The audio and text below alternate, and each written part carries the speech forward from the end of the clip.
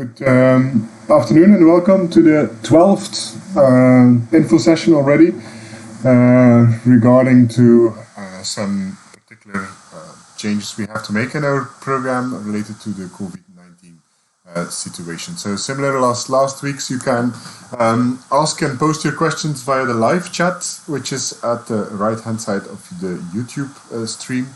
And and we will try, after notifying a number of announcements we want to do, actually we try to answer these questions. I hope you're all okay. We know that in many countries the situation is a bit stabilizing, luckily. We hope you're all, from a health point of view, okay, and that your lives are getting more or less back on a normal track as well. Yeah. So let me first start with a small presentation. So I've prepared a number of points that we wish to communicate to you. So first thing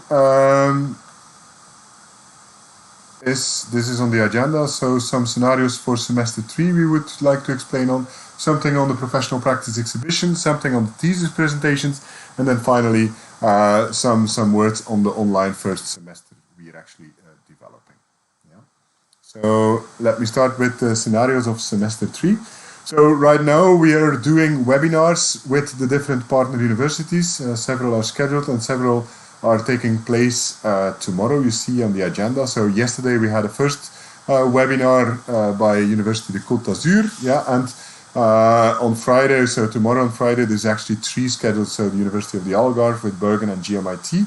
And then finally, next week on Tuesday, there is a final webinar with Sorbonne University. What is the aim of these webinars? Well, we did actually a meeting where we invite the students that are normally going to be there, and where we ask also the universities to really explain in detail how the classes will be organized next semester. So yesterday there was this evening meeting with University of Côte d'Azur, where students that were planning to go there were invited, and so Christophe, the local coordinator, explained how the things are happening. Note that the videos are of these meetings. We also upload them to our YouTube channel, so people that are not normally going there can at least also see how this will be developed. So that's kind of an added value, that you can at least also witness and follow what is there.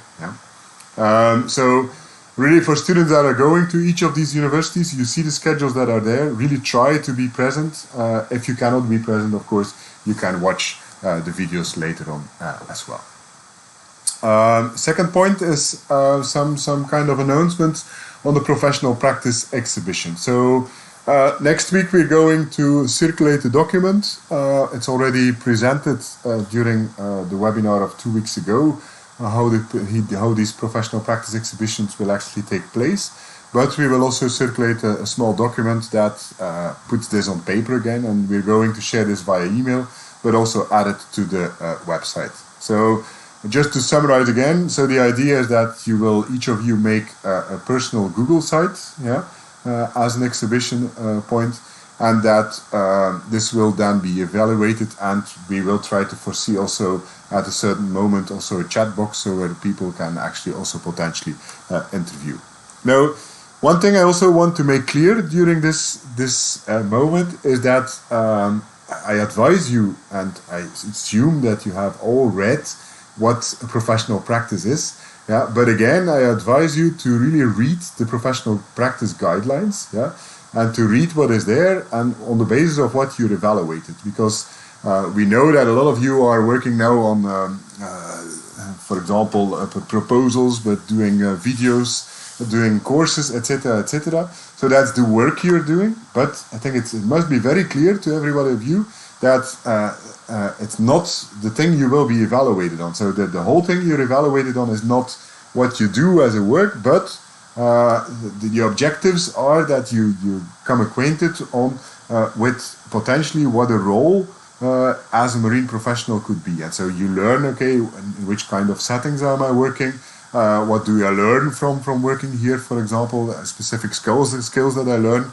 But it's not, for example, if you do a podcast series, Your evaluator may look at your podcast, but the evaluation criteria are not related to the quality, for example, of the thing you have made as a final product. Yeah? Just want to make this clear again. So to first of all make this clear to people that your report is a very important element and the criteria are very clear there. Also, your exhibition is an important element, yeah, and that we are not planning to make any changes to this. Yeah. Also, in this sense, make clear if you're not fully reaching a certain goal, if you have to develop a project proposal or you have to develop a certain product, and by the end of your professional practice, it's not what you hoped it would be, that's perfectly okay, because the final aim is that you learn the whole process actually, how to develop these kind of things and what are the potential risks, what are the potential issues that you come across, and how do you learn from there. Yeah? Thesis presentations, small announcements on that. So the 15th of June, you will submit your theses, yeah. And so on the 16th of June, we are planning actually to submit a schedule or to kind of present also the schedule for the presentations during the first week of July. What we will try to do, yeah, to a certain extent, but you have also to understand that organizing this practically is not an easy thing. We will try to see, okay, if people are physically based on the whereabouts that you have submitted. If people are in specific time zones, we will try to accommodate as far as we can to which time zones you're in order to make sure, for example, that you do not have to present in the middle of the night. Yeah, but we say as far as we can, and really based on these whereabouts. Yeah, it's not that we will, if you move places all of a sudden. So we will take into account the last details that you have submitted in your whereabouts. Yeah.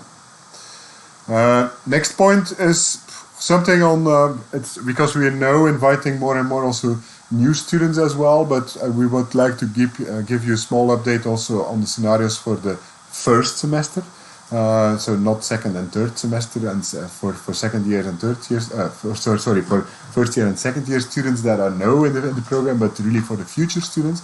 So the end of this week we close the last application for European students, and just as scenarios, so GMIT and UGent so all students there will take all the online courses that we are developing, the joint online courses that we are developing. Yeah, we're doing this. So all these students will take these courses, but for example, it does not mean because you follow these online courses that you cannot be physically present in Ghent, for example. So in Ghent, what we plan to do is all students will take the online courses, but they will have access to collaborative working spaces, for example, to follow the courses, for example. But we will also try towards the end of the semester to still include practicals for courses like marine ecology. In case there would be a second outbreak of the COVID, for example, then we can still potentially replace this by physical online activities as well. So for GMIT and UGent, it will be online. So it means also for those students that physical presence at the universities will not be required. Yeah. For Oviedo, Ancona, Algarve, and Brest, there they will take on a blended situation where there will be parts online and parts physically in small groups. But there the students will not take the joint online courses that are actually developed. With some exceptions. It might be, for example, for the University of the Algarve, the course on marine policy and governance, for example. Yeah, that course will also be taken from the joint online semester. Yeah, but that's really with particular things. Yeah, just to kind of explain on that. Yeah.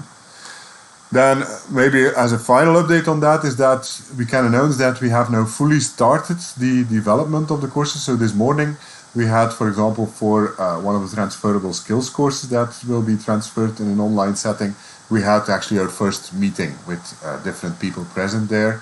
And we are starting actually the full development. Also the online environment is now fully finished. And the call for the student jobs, just to mention on this one. So the end of this week, students, first-year students, current first-year students, and second-year students. At the end of this week, we close the applications for people that have interest on working this summer on the course development. Okay, good.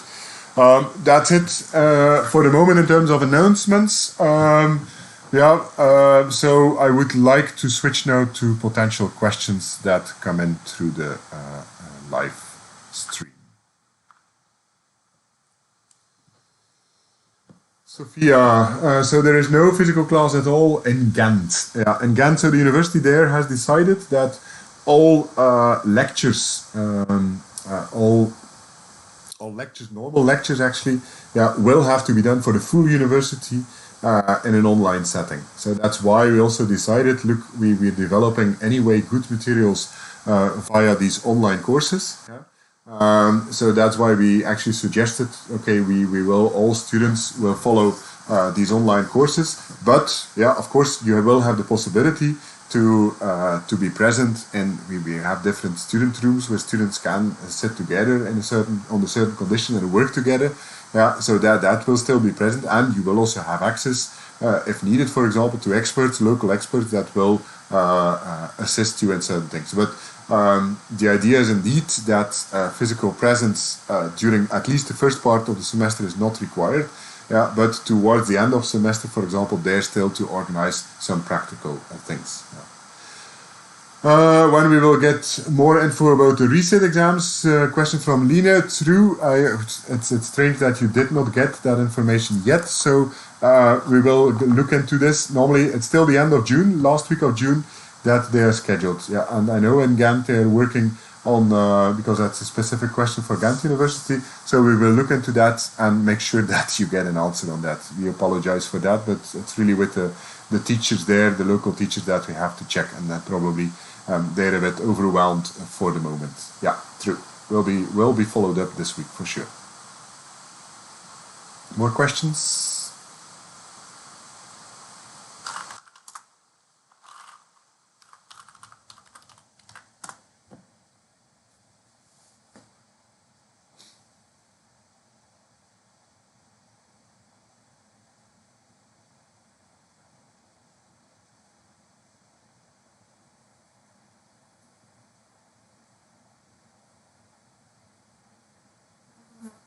I don't see many questions coming in this week, which can be good because it means things are clear. There's a question from Mafalda. For the final report from people that did a remote professional practice, what should we write on the introduction, since we did not have to write a description about the institution? Yeah, that's true indeed.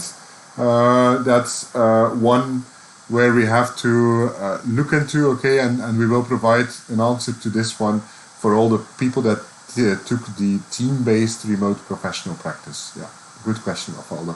And also will be followed up so that we will send an email only to those people that take a remote professional practice. For all the others, for example, that did even online, the situation remains exactly the same.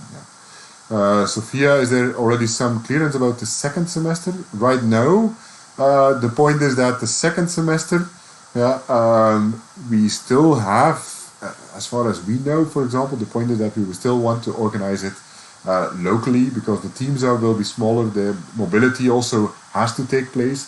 Of course, if there's changes in the situation, the COVID situation, there might also be changes in how the semester will be organized. But right now, we do not have further information. So we still prepare for normal second semester. Yeah. Question from Daila. If I were to do my thesis with a non-partner, will the paperwork take too long? Because it's a bit hard to get answers fast, especially no. Honestly, for most of the new partners that are the new partners that are announced, the paperwork, we do not have the feeling right now that things take much longer. Things can go fully online in most cases. Also, signatures can go online for this kind of partnership. So I don't see why this would be a problem. The point is that right now you're announcing that you want to work with a non-partner. So, and the thing is that the arrangements needs to be finished before the time you actually start your thesis work. So it means we have actually a whole, almost half a year to make sure that these arrangements are done in a proper way. Marion, can you re-explain the professional exhibition? Is it live or do we just have to website with without presentation? Yeah, is it live? No. The point is, so everybody makes a website, yeah, through the Google sites, as we explained before. Yeah, but what we still want to do is kind of organize also a session, yeah, where there's a number of chat boxes. We're still looking at technicalities about that. So where the people that are evaluating your exhibition can potentially also ask you questions on the website, live questions. Why are you doing certain things? Why did you present certain things? So that's what we're trying to install. We're right now testing different possibilities to make sure we find a system that is really smooth and that works for everybody without too many hiccups. Yeah. But also on that one, yeah, more info will follow. So you really prepare for your the live website, and if possible, we will then also add on a potential for you also to explain what you have done.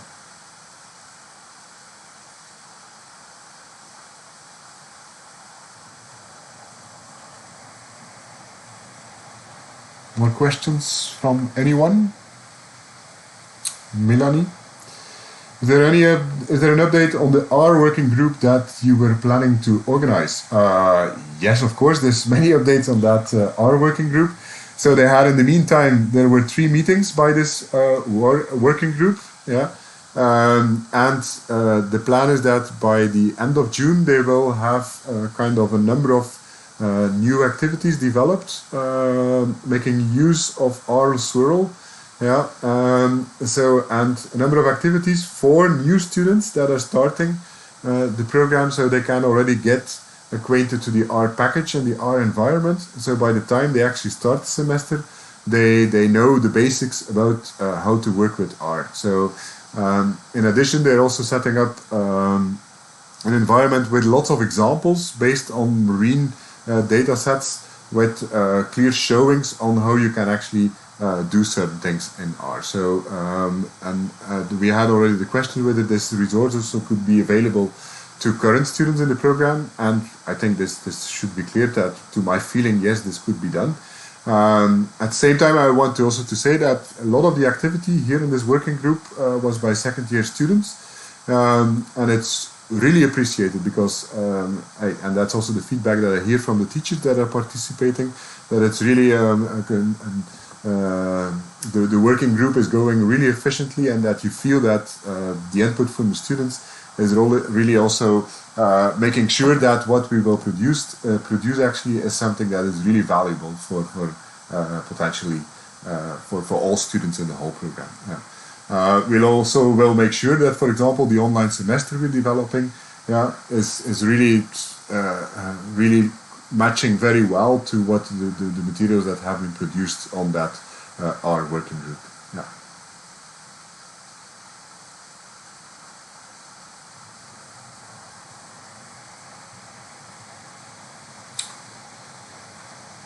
More questions? If no more questions, then I think we can close this webinar here. So next week we are planning our 13th already. So if you have really urgent topics or announcements you also want to make as students in these webinars, feel free to send us these things, for example. And if you feel maybe the student responsibles can also take their role here. If you feel there are issues that really need to be addressed in this kind of webinars, make sure they end up on our plate so we can prepare for them. Okay. Thank you very much for watching. Again, the webinar, of course, will be again on our YouTube channel, where you can watch it again later on as well. And we will also add it to the website we have on all our different COVID-19 elements. So thank you very much. Have a good week. And stay safe, and hope you keep on managing during these special times. See you later and have a nice day. Bye-bye.